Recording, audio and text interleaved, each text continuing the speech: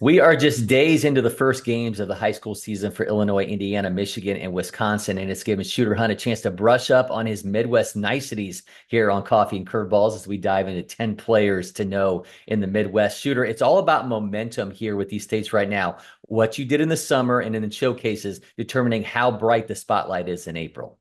Yeah, it's so important those preseason events to build up a following for the spring that leads in the summer, right? These 27s can't be talked to by college coaches yet, but they sure can be scouted. And what I've been following is, hey, I like these guys. I've seen the video, I've seen the metrics, I've talked to our scouting directors. Here's some guys that I'm going to be following throughout the spring, seeing how they're doing, but definitely hitting the ground running this summer to check these guys out.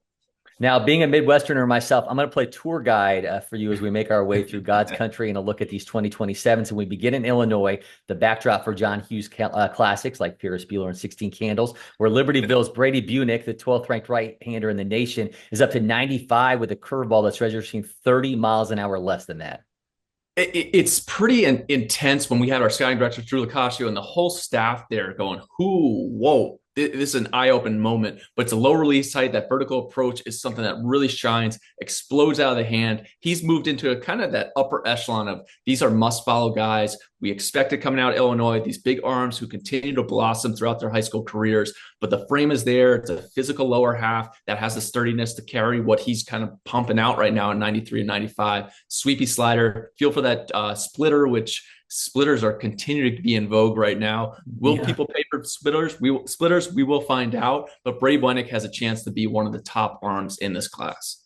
Oswego East shortstop Jackson Turner, fourth in the state in 27, 114th nationally, can absolutely scoot. Runs a 6.69 in the 60. This former junior feature gamer also has some really loud tools at the plate.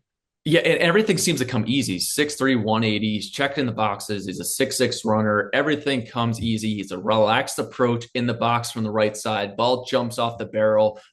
It's always fun to watch easy athletes who get things done with relative relaxation in the box. Jumps off to all fields. I'm excited about his upside. Looking forward to seeing him this summer as well. Indiana used to be a basketball mecca. Then it was the state that gave us Ron Swanson and Leslie Knope. It has become an absolute talent hotbed for baseball. It gives us plenty of names to know here, starting with shortstop Isaiah Snavely, the Hoosier State's #1 player in 27. Yeah, usually I talk about jumps. Indiana is known for jump shots and fastballs, but guys like Max Clark in the past now, and Isaiah Snavely, who at 6'3", 190, is a 6'6" runner. He's 94 across the diamond, triple-digit exit velocities, hits from the left side, check, check, check, check. At some point, you just have to look at this guy and be like, he's got a chance to be a dude. Now, it's not fully there yet. He has a lot to prove, but he has the foundation to continue to blossom into kind of the next big name coming out of the Hoosier State. Not to be outdone, Valparaiso right-hander Lucas Haas knows how to use that 6'3" frame, currently since 10th in the state in 27. Yeah, future starter, moves really well, 6'3", gets down the mound with quality extension, was 85 to 87 in the preseason. You're looking at a guy, if he makes that future games team, under the lights, big game, Indiana, Illinois, you're looking at 91, 92 easy. I'm not a big fan of, you don't have to look at the radar gun to tell you that this guy's good. He's going to get better. He's just a sophomore. The upside's clear there. And if you have a chance to be a starter, there's tons of value in that. Clark Bucher, 13th in the state, brings a really intriguing switch hit profile, one that includes a little bit more juice from the left side, sub 760, a lot to like in this Hamilton Southeastern outfielder.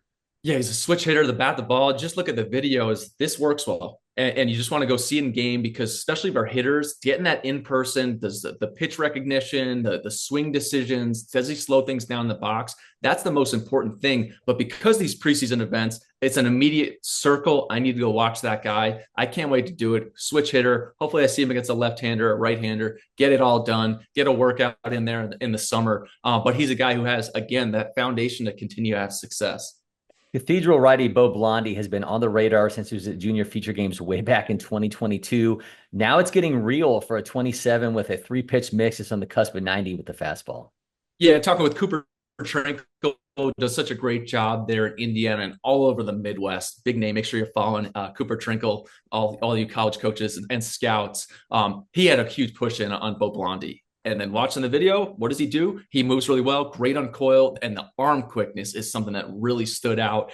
Still growing in that frame. I think he's got a chance to really make some quick advances advancements as the frame becomes more physical. He's probably going to grow a couple more inches. So get ready for Bo Blondie to really have an impact this summer.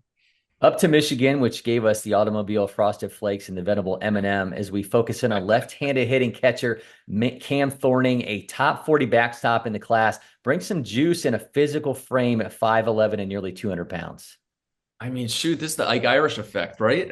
Everybody coming out of Michigan, they got bat the ball, quick hands. But that was the biggest thing that really stood out to me in watching Thorning was, hey, this left-handed hitter has some quick hands, can turn the barrel in an instant. It's probably going to be a hit power profile from a cold weather state. But Michigan keeps churning out prospects. So Cam Thorning, you have my attention.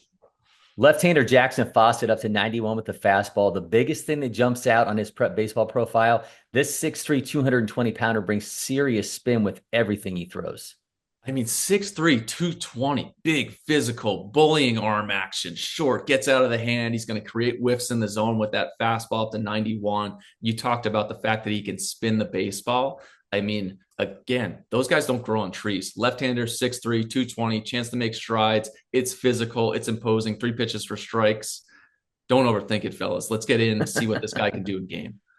We end our Midwestern excursion in Wisconsin, whose greatest export is not cheese, it's Chris Farley. And they have Luxembourg Costco righty Jacob Koisman teetering on 90 with the fastball.